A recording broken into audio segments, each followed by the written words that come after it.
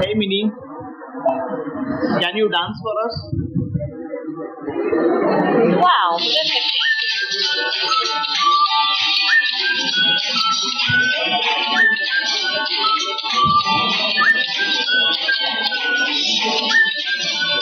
बताएं आपका नाम। सर मेरा नाम है प्रणव प्रताप लाड। मैं पुणे से बिलोंग करता हूँ और मैं आई रोबोटिक्स करके कंपनी है उसमें अभी फिलहाल काम करता हूँ। मैं वहाँ पे as a head of research and development अभी फिलहाल वहाँ पे काम करता हूँ। वाह सर, नील इंडस्ट्री में रोबोट लेके पहुंचे हो, क्या उद्देश्य है? सर एक्चुअली क्या है कि जो इंडस्ट्री है रोबोटिक्स ऑटोमेशन की, हम 10 साल से उस इंडस्ट्री में काम कर रहे हैं और हमको इस इंडस्ट्री का पोटेंशियल पता है कि बहुत आगे जाके बहुत स्कोप इसमें आने वाला है, बच्चों का इसमें फ्यूचर हो सकता है। तो उस पॉइंट ऑफ व्यू हम सोच रहे हैं कि क्यों ना बच्चों का अवेयरनेस क्रिएट किया जाए अभी से, क्योंकि उनका इंटरेस्ट एंड उसका एस्पिरेशन रोबोटिक्स ऑटोमेशन के साथ उसका जुड़ा जाए। तो ये किस तरह से काम करेगा, किस तरह से रोबोट के बारे में क्या जानकारी जो दी जाएगी? सो ये बस हम यहाँ पे एक स्मार्ट टेक्नोलॉजी करके यहाँ पे रिप्रेजेंट कर रहे हैं, जो यहाँ पे अभी रिसेंट टेक्नोलॉजी में आप देख सकते हैं, न्यूज में बहुत सारे ह्यूमनॉइड रोबोट्स आ रहे हैं जो फैक्ट्री में काम कर रहे हैं, चाइना में है, यूएस में है। बट जो आज हम फोकस करने वाले हैं वो एक्चुअल इंडस्ट्रियल रोबोट जो एक्चुअल मैन्युफैक्चरिंग में मदद करता है। This is just a small demonstration कि टेक्नोलॉजी कहाँ से कहाँ तक जा रही है, रिसेंट ट्रेंड्स अभी फिलहाल क्या चालू है। और आज के सेशन में हम एक्सपर्ट सेशन में will try to cover most of the part जो एक्चुअल इंडस्ट्री में हो रहा है, इंडस्ट्री का जो नीड है और बच्चों को क्या स्किल सेट सीखना चाहिए कि वो इंडस्ट्री में इजीली उनका जॉब या प्लेसमेंट हो जाए। तो ये सर किस तरह से काम करेगा वर्किंग, अगर प्रैक्टिकली हम बात करें तो इस बारे में? प्रैक्टिकली अभी फिलहाल ये हमने एज ए असिस्टेंट रोबोट है हमारा, जो कोई भी गेस्ट हो उनको वेलकम करता है, उनके साथ बातचीत करता है, उनको एंटरटेन करता है। वीरेंद्र भारद्वाज, किस पद पर है? मैं यहाँ dean vocational and professional studies हूँ।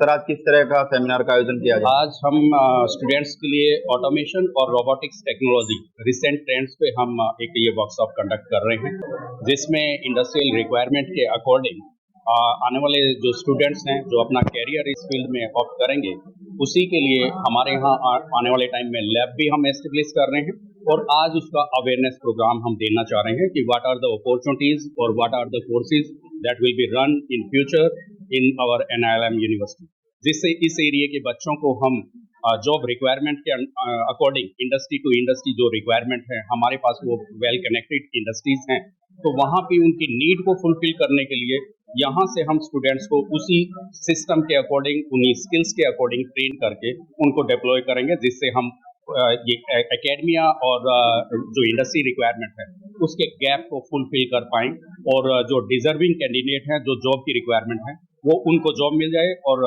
एम्प्लॉयर्स को सुटेबल कैंडिडेट मिल जाए। बच्चों के भविष्य के लिए किस तरह से कारगर होगा सर रोबोट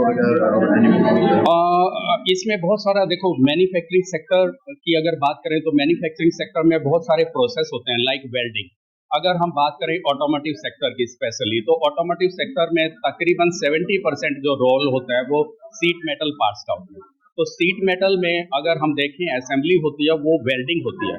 तो वेल्डिंग एक तो ह्यूमन वेल्डिंग, ह्यूमन टच से वेल्डिंग होती है, दूसरा रोबोट वेल्डिंग होती है जो ज़्यादा एक्यूरेट होती है। अब रोबोटिक वेल्डिंग के लिए जितने भी टियर 1 है, मास प्रोडक्शन और हाई वॉल्यूम प्रोडक्शन के लिए रोबोटिक टेक्नोलॉजी को इस्तेमाल किया जाता है। तो उसके लिए हमारे को जो मैन पावर है वो रोबोट प्रोग्रामिंग और उनके ऑपरेटर चाहिए, जो कोई आम नहीं कर सकता। अगर हम बात करें जो बीटेक है या डिप्लोमा होल्डर, वो they can not operate that kind of robot.